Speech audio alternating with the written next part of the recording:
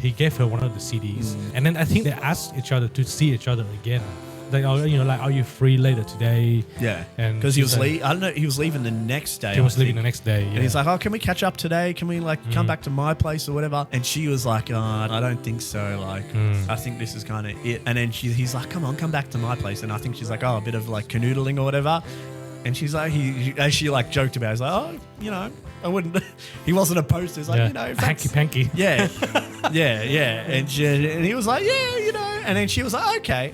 Like, oh, maybe I'll come over later. And he was like, oh, okay. But I think that he kind of knew that she wouldn't come. I think he still had a bit of hope, but because that's what I was saying. I'm like, oh, maybe. I was like, oh. She was like, oh. And then like when he's waiting in the house by himself and just sitting I think he's sitting in his front room or upstairs. I can't quite remember where he was waiting, but he was waiting and you're like, okay, she's not coming.